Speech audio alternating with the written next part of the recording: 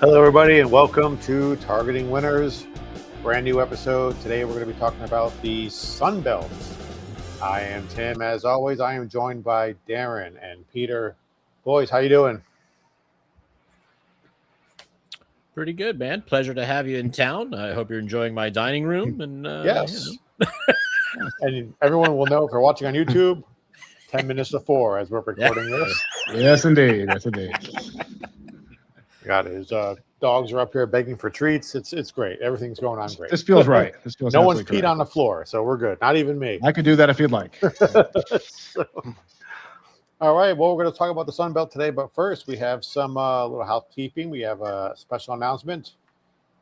July 23rd, 7 o'clock, we're going to do a live stream. Darren, take it away. Talk about the SEC. Yeah, what's going on?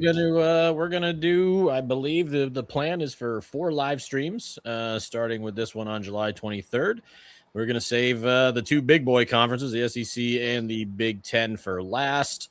That one there, July 23rd, which I think is actually a Thursday, not a Wednesday, but it might be a Wednesday. Not a Thursday. It's definitely is it? Thursday. Oh, okay. Well, ChatGPT. There we go. It's a fine job. Proper calendar in its midst there, but whatever. Also, I don't have my glasses on, so it's. That's okay. That's okay. So yeah, we're gonna break these down to 2 parts. July 23rd will be part 1, going through half of the SEC.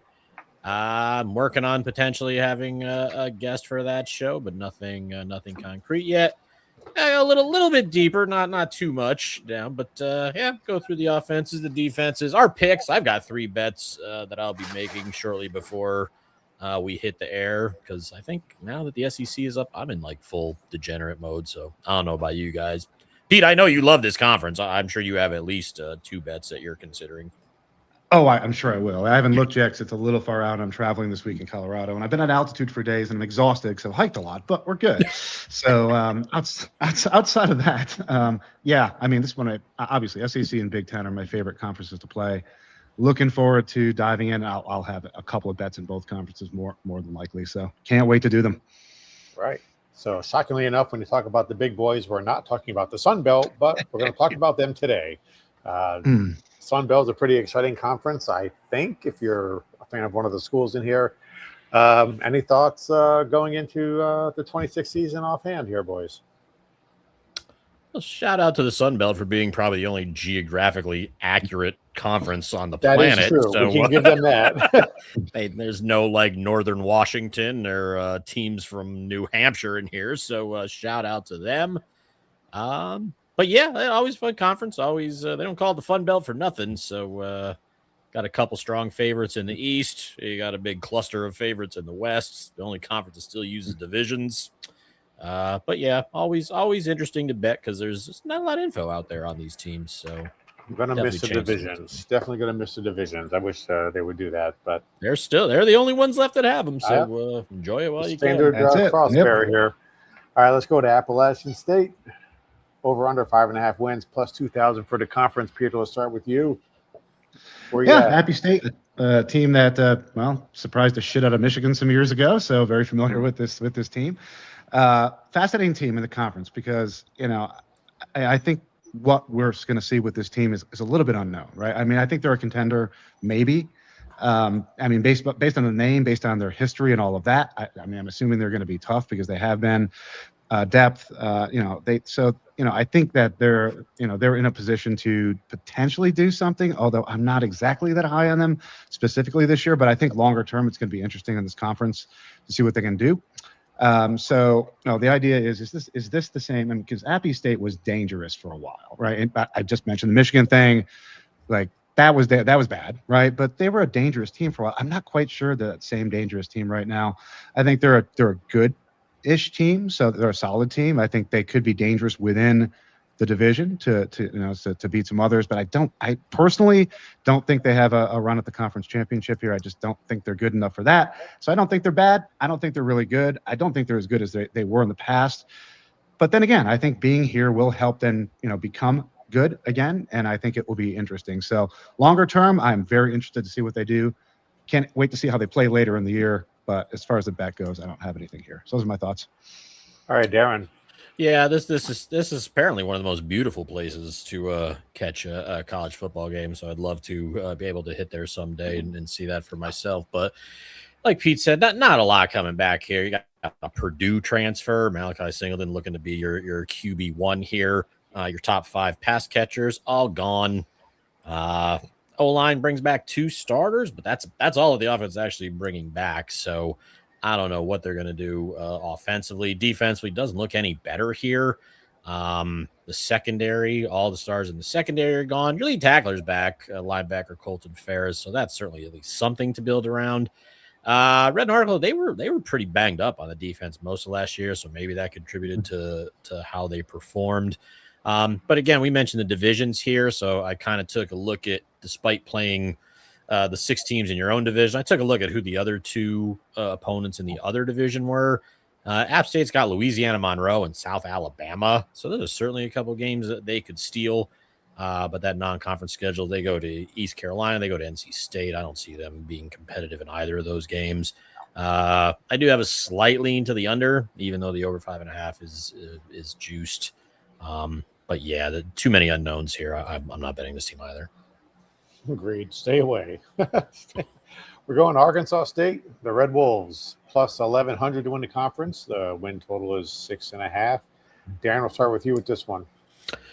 Yeah, I mean, 7 returning starters offensively, which is certainly helpful, including 3 on the O-line.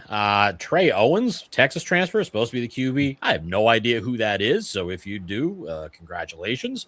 They do get their top 3 wide receivers and their top 2 running backs to return as well, so it's certainly look like they've got a jump start on this conference as far as offense goes. Defense wasn't terrible, but again, nothing to hang your hat on. The secondary gets pretty much everybody back. 17 transfers brought in just on the defense alone. So curious to see what they're going to look like. Again, 39 sacks out of this unit last year, which is impressive, but most of those sacks have either hit the portal or graduated. Their 2 Eastern Conference opponents, you have Coastal, which should be on a down year, and Georgia State, which I believe is the longest shot on the board to win this conference. So I do lean towards this over 5.5, but again, quarterback uncertainty and losing a lot in that front 7. I'm avoiding any futures bets here with this team. And Peter. Yeah, so interesting team, right? I think they could be certainly a factor in the West. I think that it's interesting. I think Butch Jones has made them a really stable program. They're not flashy. That's not who he is, and that's not what this program is. But I think the talent level here is better. Now, that said, as Darren mentioned, right, there's been a lot of turnover. Once again, we're talking about, not one of the big conferences. So we've seen this we said this over and over again, right? The churn through the portal. It's really hard to nail some of these teams down, because there's so many players flushing in and out and all of this. It's really tough. These teams are changing so dramatically from year to year to year. It's really hard to tell. So we're tending to lean. I mean, you see how each of us, all of you that watch this on a regular basis, we each kind of have our things we lean into. Tim likes schedules, so he leans into schedules quite a bit. I tend to lean in coaches. Like if I have coaches that I think are, solid and they create the right culture and atmosphere, you can bring in more players, and I think you can still be competitive. I think Butch Jones is one of those. So I think this could be a team that I would not be surprised if they were very competitive in the West. The West is a bit crowded in this conference, so be interesting to see. But I'm not betting them, but I think if they get some competent quarterback play and that defense is just solid, which I think it can be, I think they could be a solid team in this division. They could compete for this title in the division. So interesting team. With all the turn and churn, I just don't have a play. So those are my thoughts. Dark horse at best for sure. Yeah. Yeah. So here we go. Coastal Carolina over under 4.5 wins plus 5,000 to win the conference. A lot of confidence there. Darren, let's start with you. Yeah, I just mentioned we were talking about Arkansas State down on this team a little bit. And it's funny Pete had mentioned coaches, because this is one of the coaching moves that I kind of like, but I don't like it from this year because there's 41 incoming transfers. So God knows what either of these units are going to look like.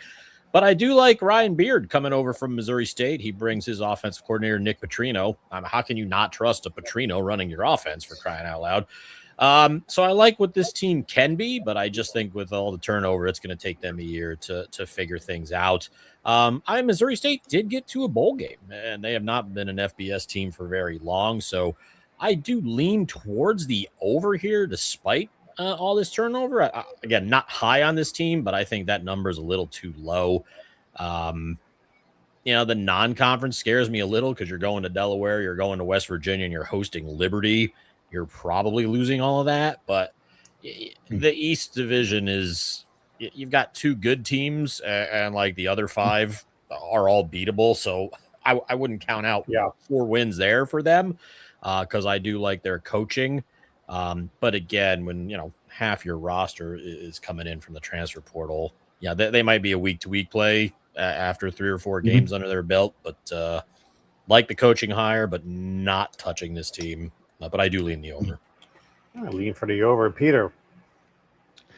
Yeah, a lot of what Darren said. I mean, I agree. I think I lean over here as well. I could see them going 5-7. That would not be surprising to me. This is a team that will certainly transitioning, right? A lot of different players. I mean, we're away from the Jamie Chadwell era in the past. That was fun and explosive and all of that. That was fun.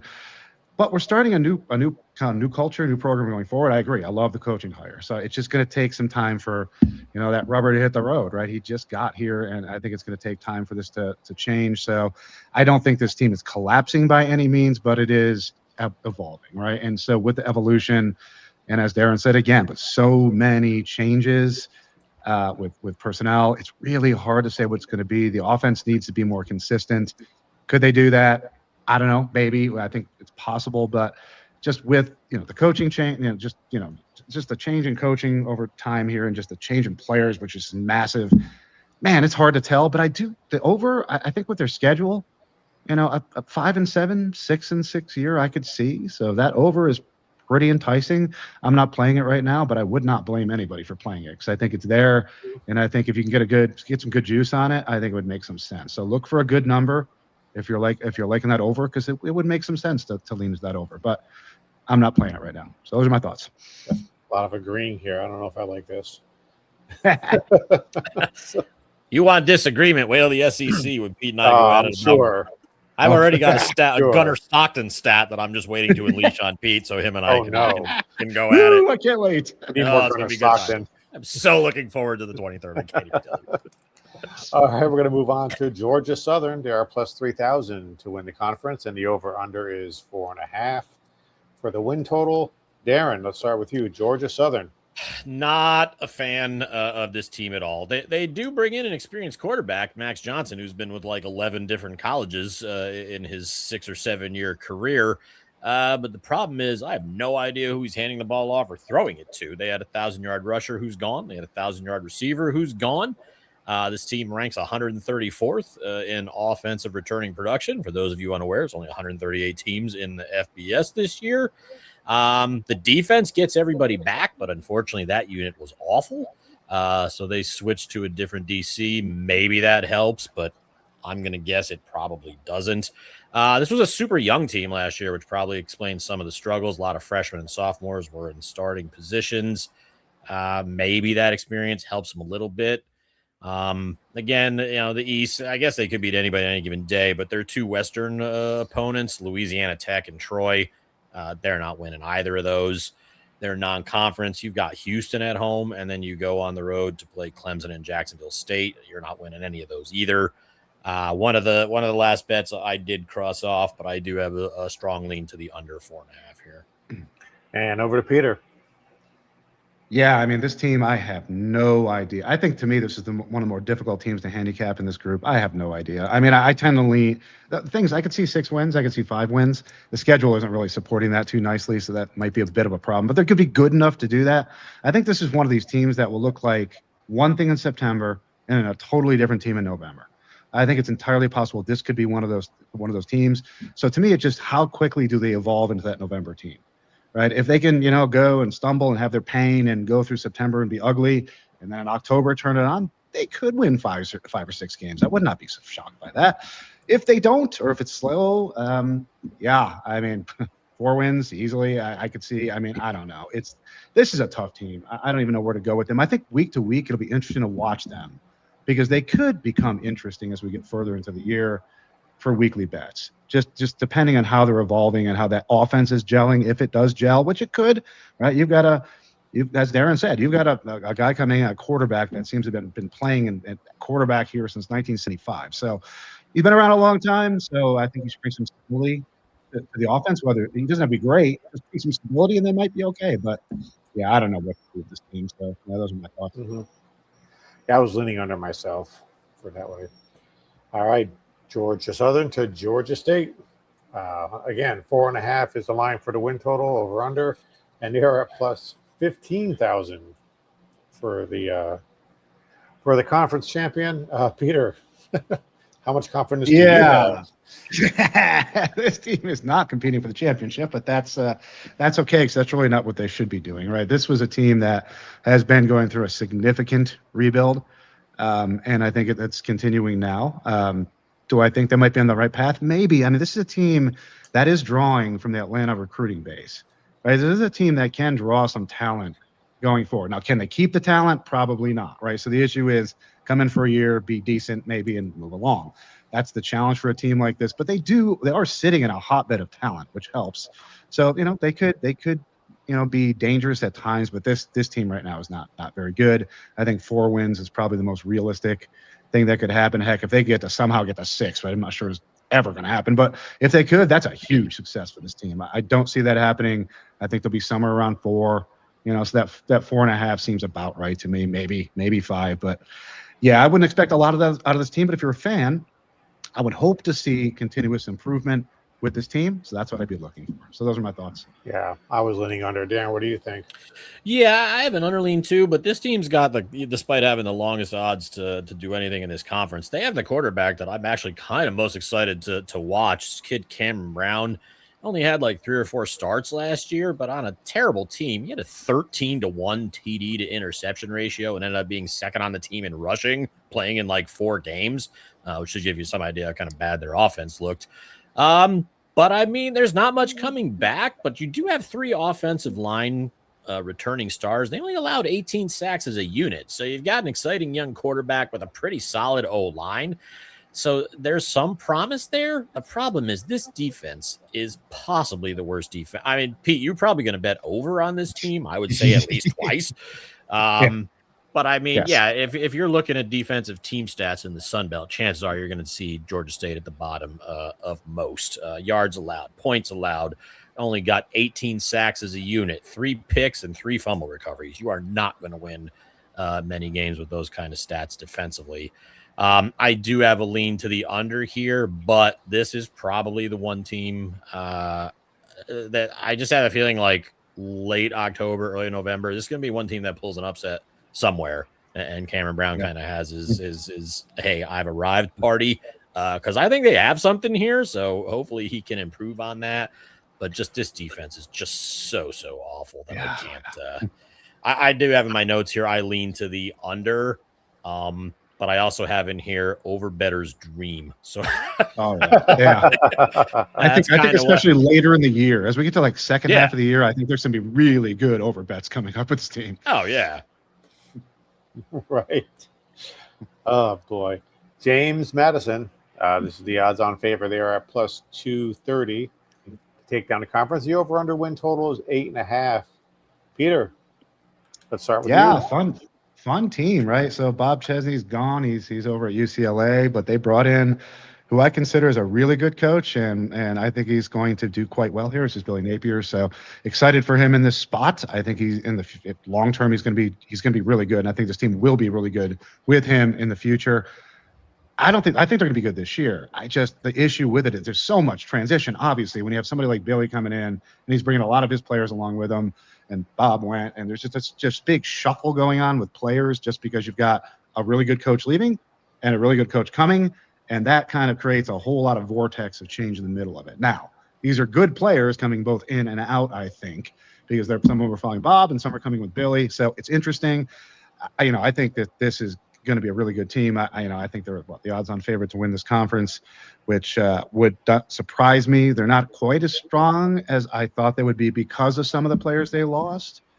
However, I do think that they're still the most likely bet to win this conference. I don't like the number. I'm certainly not betting them, but I'm excited that Billy Napier is here, and I'm looking forward to see his team. So those are my thoughts. I was leaning over actually for the win total in this one. Darren, what do you think? Yeah, I mean, most of what Pete said, I had written down my notes here. I know that Napier was not successful in Florida, but he had a handful of years at Louisiana where he kind of ran the Sun Belt, so he certainly knows this conference. Not sure how he knows about the area of Virginia as opposed to Louisiana, but still, he's got a track record that he could get some quality people to play for him. And again, even though, like Pete said, this is kind of like a total rebuild almost. Yeah, this was a playoff team. This team has more money and resources than probably the other 13 teams put together. So the odds, although short, make a lot of sense here. So again, I got plus 230 at DraftKings to win this conference, which I agree with, but that's way too short for me to place a bet, especially a team that's 136 in overall returning production. But the guys that they're going to bring in are probably better than the guys that a lot of these other teams are fielding. So it makes sense to me. The schedule's kind of soft. So even though with all this turnover, the 8.5 juice to the over, I get that as well. But I'm not touching it at plus 230. But if they roll and win this, I'm not going to be surprised at all. It's just like at horse trading. We got to try and beat the favorite. This is a favorite that's probably not going to get beaten. So we're just going to not bet it. Would not be shocked at all.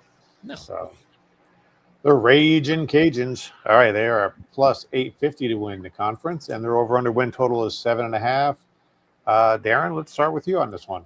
Yeah, this was another team that I kind of liked. A lot of returning production here, and I like that the coach, he kind of likes what he's got here with this returning production because he only brought in like 5 transfers total, I believe. So, and again, how do you not love a team whose quarterback's first name is Lunch? Because honestly, we're all kind of eating when we're watching college football. So, and he's actually pretty legit, dual threat guy. I kind of like this team with him here. 8 returning stars, including 4 on the O-line. That's huge in any conference, especially the Sun Belt. Defensive questions, but you can say that with just about every team here. So, again, the experience hopefully helps that unit improve. I do have a lean to the over here on 7.5, despite it being juiced to the under on DraftKings. There are 2 Eastern opponents, Coastal, who we're kind of down on, and Georgia State at 150 to 1 to win the conference. Certainly the schedule there is helping them. The road game against USC, yeah, whatever. That's just so Louisiana can get some James Madison money in their athletic department. But yeah, despite the juice to the under 7.5 here, I've got to lean to the over here. I like what this team's bringing to the field this year. Is scary. We're agreeing on that. I was also leaning to the over. Peter. Yeah, this is way too scary. So love me some Raging Cajuns. I'm more than leading. I'm betting that over. I really love that over, and I got some really nice juice. So I was very happy with what I found. This team is a lot like my Western Michigan bet, right? If you look at this team in Western Michigan and the MAC, I think they're similar in that there's stability in those teams, right? It's not a dominant team. There's stability, and I'm betting on them being competent, which they are, right? I think this is what team is, as Darren said, right? I think they're happy with what they have because there's not a lot of churn here like many of the other teams, which to me says a lot, right? The coach is happy with what the players he's got, and why shouldn't he be? I mean, I think this team looks really good. I think this team knows who they are culturally, and that's huge. So I think there's a lot of upside with this team. I love the price I got, right? It's another reason why I jumped on this because I think it just fell in quite nicely. So I really I think they're in a good position to be competitive. Yeah, that USC game is all about getting some money in, which is good, right? Because this is becoming a pretty good program. I like the coach and I like the culture they're building here. So getting some money in to try to compete with James Madison in the future, who's got a lot of money, as Taryn mentioned, is a good thing. But this year, I love this. I think that the schedule sets up to be over 7.5. I think the players set up to be over 7.5. I mean, I think this team is just set up really nicely for this bet. So I am going 1 unit over 7.5. I think you have it the next slide probably, but I got some really. I don't. I got plus 115 on it, which is a wonderful thing. So I got plus money on over 7.5 on a team that I'm very confident can go over. You got to love those a better. That was one of those things I looked at. Was like bet done all day long. Yeah, beautiful bet. Plus money. I'm in. Yep. All right. And next we're going to move on to Louisiana Tech plus 1,000 for it to win the conference. Win total 5.5 for the over/under. Darren, let's start with you. Yeah, a soft spot in my heart for Louisiana Tech. You guys may or may not know this, but that was the first college I actually got accepted to. So I was going to ask you that. I was like, I think I remember something now. I did. Yeah. I don't even remember what I applied there to go. I don't know why you applied. I don't remember you applying there at all. Interesting. Okay. Well, they have good seafood would be my first guess. Oh, this is good. Right. Yes. I mean, anyway, I digress. But man, I couldn't. There's always one or two teams in a conference that I can't figure out, and this is my one here for the Sun Belt. Offensively, Blake Baker's got a torn ACL. Trey Kukuk, I believe is how you pronounce that last name, actually did okay filling in, but this is Baker's job as long as he's healthy. A lot of the skill positions are gone. Their top 3 running backs and top 4 wide receivers all gone. Only a couple returning starters on the O-line, but this was not a super offensive team to begin with. So now I'm worried losing all those skill players, they might regress. Defensively, this team was a bunch of savages, man. I mean, red zone TD percentage, 11th in all of football, forced 25 turnovers, 9th in all of college football. But they lose quite a bit in the secondary, where they actually had 22 interceptions, tied for 2nd in all of football. So I kind of see a scenario where the offense, which already wasn't good, may regress a little bit, and you can't have those numbers defensively in the Sun Belt for back-to-back years, especially when you're losing your entire starting secondary. So I have some concerns here. The thing is, the 5.5 juice to the over, this schedule is kind of terrible. So, I mean, the non-conference schedule is a little tough, road trips to LSU and Baylor, home game against Army. I have the slightest lean to the over because even with the defense that may not be as good, it's still going to be better than a lot of what they're facing on their schedule this year. So slight lean, but not really super optimistic with that play. But that's where I'm headed. I was actually leaning under, so let's go over to Pete. Break the tie here. I can break the tie. I mean, I agree with Darren. This is a tough team to get your hands around, but once again, right? When I said, when I don't know where to go, I tend to lean toward coaching. I do like Sonny Comby. I do like what I think he can do with this team. I think with the churn, I think it's a little uncertain where it's going to be. But I think this the schedule does kind of tend to lean toward the over. So definitely leaning toward the over here. It's tough to say. I think, this has been a good kind of rebuilding, restructuring of this team. 2024, they went to a bowl against Army, correct? If I'm not correct, I believe that's correct. So Army in 2024 went to a bowl game. 2025, it's not. But so this team does have some history of being successful. So I think I could see 5 wins, 6 wins, somewhere in there for this team, which I think would be a good season for this team. If that defense can be what it was, or even partially what it was. To Darren's point, that defense was vicious at times, and that is what they can lean into. I'm just not sure they're going to see that, but I think it'll still be a good defense. And once again, that's another thing me and Darren tend to talk about all the time. A good defense can keep you in games, right? So even if you're not the best team in the world, good solid defense can keep you in. So I could see 5 or 6 wins. I could see a 6-6 season, which would be pretty interesting. So those are my thoughts. Okay, well, we got a tiebreaker, our first one of the year. So we got Marshall coming in now. They're plus 1,100. They are at 7.5 wins is the over/under. Peter, they are Marshall. They are Marshall. They have been Marshall. So the brand, right? Everybody knows that brand. So they do have a brand, right? They've got a good, strong culture, which is good. Man, a lot of volatility, right? And roster volatility is concerning. Although every time we're talking about kind of the non-Big Four conferences, you're talking about roster volatility, outside of a few exceptions. So that is par for the course here. So, but in this case, I don't know, right? This is another team that's probably kicking around the middle somewhere, 5-7, 6-6. I think that 7.5, I would be leaning under that because I think more than likely their record is probably 6-6, or maybe they can get to 7, but that's still under. So I don't see going over that number. I'd be very surprised at an 8-win season here for this team. So if anything, I'm leaning under. But I'm just staying away just because there's so much volatility in this roster. I don't know what to do with it, but I don't think they're winning 8 games. Those are my thoughts.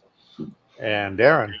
Yeah, I agree. I have a lean to the under here, and I thought after looking at the team, I thought 7.5 was way too high. And yes, that schedule leads me to believe that 8 wins could be a possibility. But I just don't know defensively if they're going to have enough to be to get that team to 8 wins. I mean, offensively, your dual threat QB Carlos Del Rio Wilson is back, and he's got 3 of his top 4 pass catchers to go with him. But this defense couldn't stop the pass to save their lives. They allowed 30 points a game. 3 of their top 4 sack guys are gone. Their top 3 tacklers are gone. I don't even know if this already bad defense could potentially get worse, but it's a solid possibility. Again, maybe another overbetter's dream here if they're pass happy and their defense is still terrible. This was we talked about Georgia State and a team that they could surprise later in the year. They play Marshall in like late November. This could be a team that Georgia State somehow pulls an upset out of their ass because Marshall could be hurting by then. But I don't have a bet here. I do lean to the under as well. I cannot trust this defense, but that schedule's so soft. I don't want to jinx it with a bet, but yeah, I agree with Pete. I lean the under here. That's a pretty interesting schedule layout too with the books. That's pretty different. Yeah. We haven't seen that. It's different. So, all right, guys. Speaking of defense, we got Old Dominion. They are at plus 450 to win the conference. The win total is over under 7.5. I'm going to go ahead and start here because I have a play on this one. Then we'll kick it over to you guys. See what you think. I'm going to ask you guys to pretend you didn't see everything they lost on offense. So that's the first thing I'd ask you to do. So pretend you didn't see any of that. The quarterback left. He went to Wisconsin, I believe, to help out Luke Fickle up there. We'll see if that works out for those guys. They do have a quarterback coming in from Washington State. So, yeah, like I said, I think he can replace the quarterback. I think the defense can also keep them in some games until the offense figures out what's going on here. Because defensively, they got a lot of talent coming back, a lot of good stats. The defensive backs were really good last year. They're coming off of a 10-win season. Looking at their schedule, once they get through the first 3 or 4 games, the back half of that schedule is a lot of winnable games. So with that in mind, I did bet 2 units, or once I get back to Florida, since I'm currently in New York, I will bet 2 units on the over of 7.5 for Old Dominion. All right, boys, I'll open the floor to tear me apart. Darren, you first. No, I actually agree with you here. I have a lean to the over of 7.5 as well.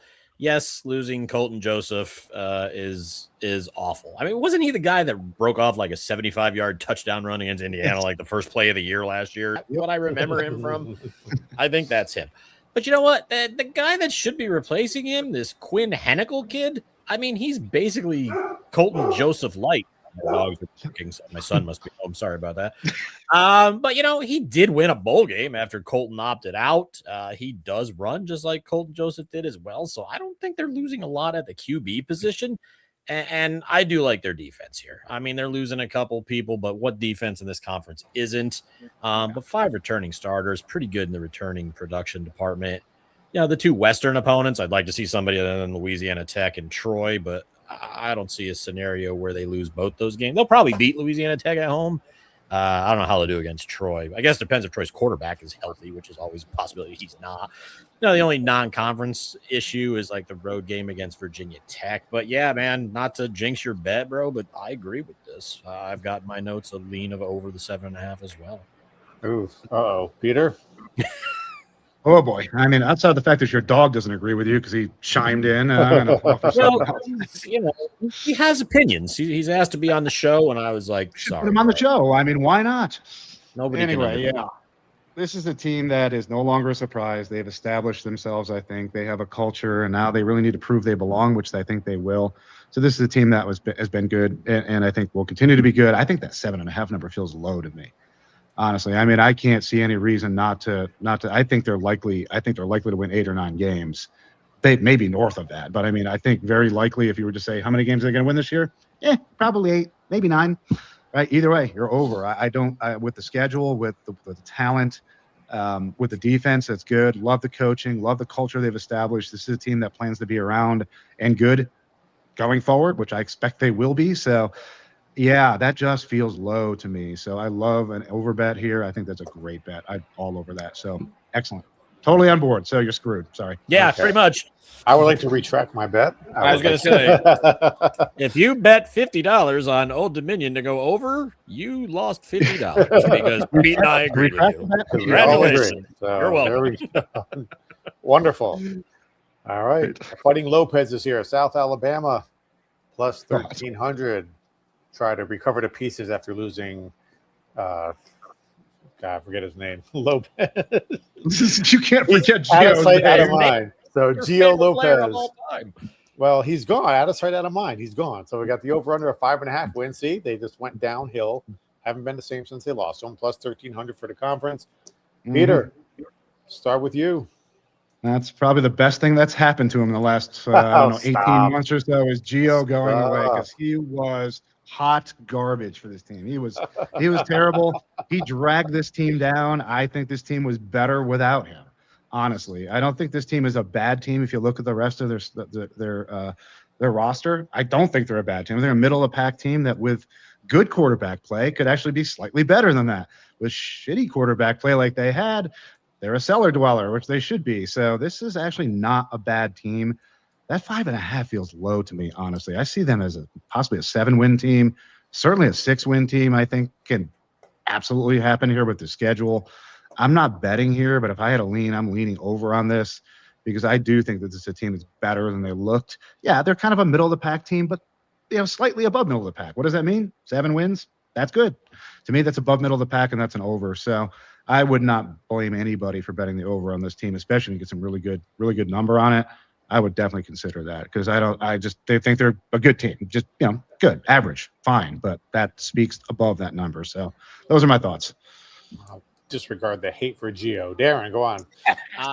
I'm glad P went first here, because I just, this head coach, I don't know what Applewhite is doing here. Doesn't either. Don't worry about it. Well, then that makes 2 of us. I mean, you've got a quarterback with some experience coming back, not the greatest, but for the Sun Belt, he'll probably do. There is a little bit of returning production on the offense, and that's kind of Applewhite's thing. So I don't have an issue with what they can do offensively. I'm just not sure if he forgot that there's like another side to the ball. 116th in return production. I mean, only 6 interceptions and 12 sacks. That's like 1 a game. How are you getting to a bowl game when you're only sacking the quarterback once a game and getting an interception every other game? Top 4 tacklers are gone, and he only brought in 11 transfers, and 5 of those were offensive linemen. So I'm not really sure what this team is going to look like defensively, but I bet on Air Force enough that if you put your money on a team with a bad defense, it's just going to make you physically ill. I can't touch this team. I don't even know I thought Georgia State was going to have a terrible defense. Man, I can't. Not even touching this team. I'm not as confident as he is. Not as confident as me. I have a lean of under 5.5 because the defense was bad, and it doesn't look like it was addressed in the least. You're not getting anybody back in production. You didn't bring in hardly anybody to replace the people that are gone. I'm just like, what 11 people are you going to put out there that are going to make me to believe that this team is going to a bowl game? They're going to have to outscore everybody. Maybe it's another over-betters team here, but no confidence. We shall see. Not a fan. All right. And we're going to move on to Southern Miss plus 7,500 to win the conference. Over-under is 3.5 wins. Peter, let's start with you. Southern Miss. Yeah, this is a team that's I guess mired in rebuilding at the moment, but once again, I don't think they're going to be good this year. Let's get that out of the way. So, that win, 3.5 is probably about right. They might win 4. So I think you could go over potentially on this. I wouldn't, but you could. I do love their coach. I think going forward, Blake Anderson has been successful in the past at other programs, and I think he can do the same thing here. I just think it's going to take time, right? It's a little bit more difficult place to recruit. It's a little bit more challenging, but I think he can absolutely do it here. I think he'll bring the right culture here, and stability, which I think they will get with him.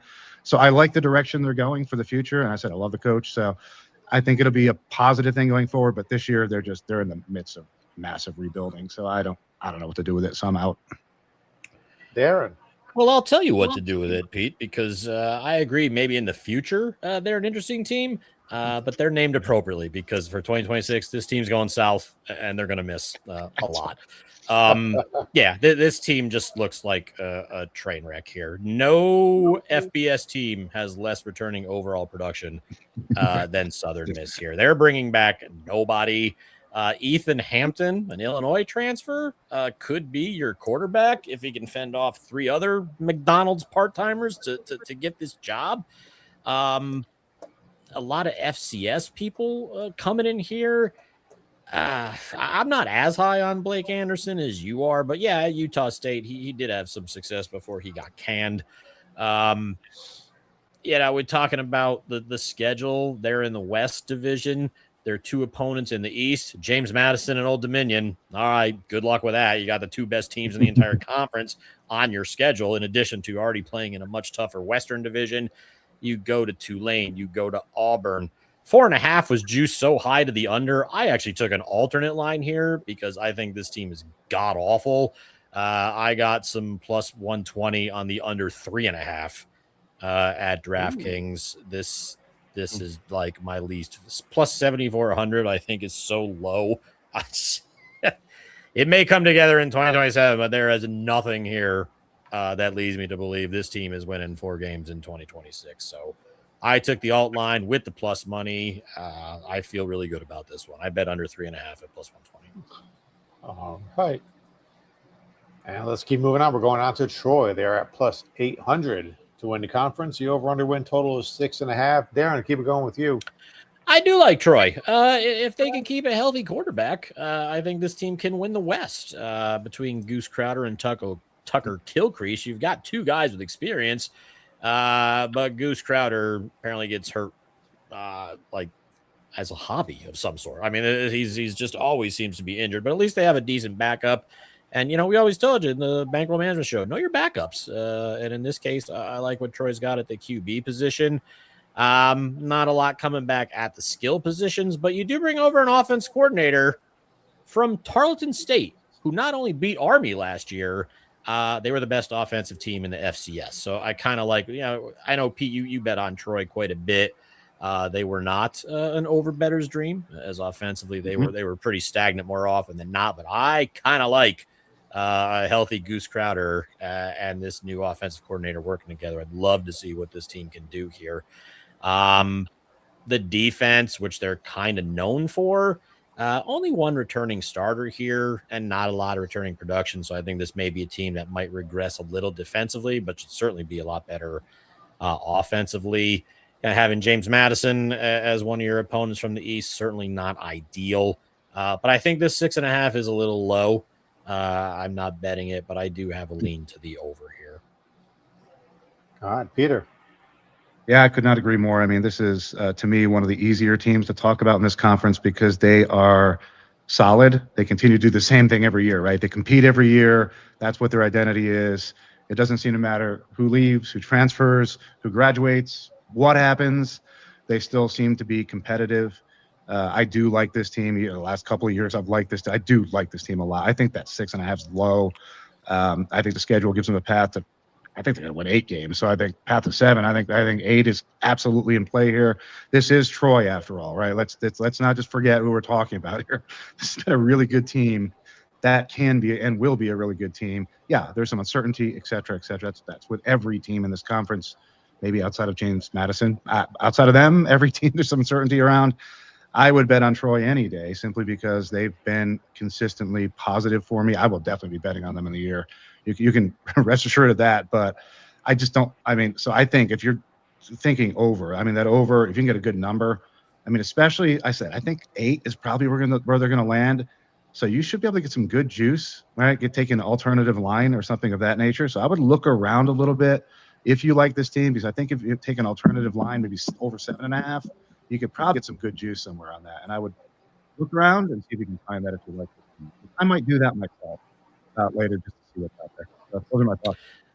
I'm looking at DraftKings right now, over 7.5. You can get plus 160 if you are so inclined. What a great number that is. That is a great number. Yeah, take it. This is a team that you can trust usually. So unless the wheels come off and the quarterback gets carted off in week 1 or something. Always a possibility, by the way. I know it's a possibility. But it's a possibility. Let's not speak it into existence. That's a beautiful number, people. That's a beautiful number. Yes, I see here Goose has missed over a dozen games in the last 2 seasons. So that's not even a full season played in the last 2 seasons. So, yeah, that's certainly a concern. Keep the man upright somehow. Plus 160 is a beautiful number, not going to lie. That is a beautiful number. Jesus. So, all right, Louisiana Monroe. Plus 10,000 to win the conference. A lot of confidence there. Over under is 3.5 for the win total. Darren, the Warhawks. Dude, this could be plus 100,000, and I wouldn't touch this here. All right. If again, we talked about was it Georgia State at the bottom of all the defensive categories. So if you flipped over to offense and scanned across the bottom, chances are you're going to see ULM listed there. Their quarterback Aiden Armenta, not very good. They weren't able to run the ball, probably because they don't really like their quarterback either, but their top 2 running backs who combined for almost 1,300 yards and 7 rush touchdowns are gone. This was a team that was dead last in the Sun Belt in pass yards per game. So you still have your quarterback who can't pass, and you lost your top 2 running backs. Someone tell me how you're going to score here. And that's too bad, because I know ULM is not associated with winning football, but their defense was actually 5th in the conference in yards allowed. If you told me that, I would have thought you were drunk or in the process of drinking. But again, they lose a lot in the front 7 and in the secondary. There's just not a lot coming back on the defensive side of the ball. That leads me to believe they can help the offense out that much. The 3.5 is evenly juiced at DraftKings. I have an underlean here. I don't like this quarterback. I don't like what they have at the skill positions, and the defense, which was actually not that bad. It looks like they're going to regress. So no bet, but I do have a solid lean to the under of 3.5 here. And over to Peter. Yeah, man, Brian Vincent's got his hands full here. I mean, this is one of the tougher jobs, I think, in the group of 5. I mean, there's a significant talent deficit here. They have limited resources, limited funds. It's tough for this team to get competitive. It's not Brian's fault at the end of the day. I think he is slowly rebuilding this team. I think, I don't think it's going to be good anytime soon, because they lack resources, right? So they're really not going to be competitive anytime soon. For them, winning a positive season is being competitive every week. And that defense was not bad. So have a defense show up, be competitive every week, stay in some games. I mean, that's about the peak, the pinnacle of what this team could possibly expect. And that's it. So, I mean, I wouldn't touch this team. I mean, and I feel bad for Brian Vincent. I mean, I know he took the job, but good God, that's a tough place to be, man. I don't know what you're going to do there. So those are my Didn't thoughts. they have Ahmad Hardy a couple of years ago?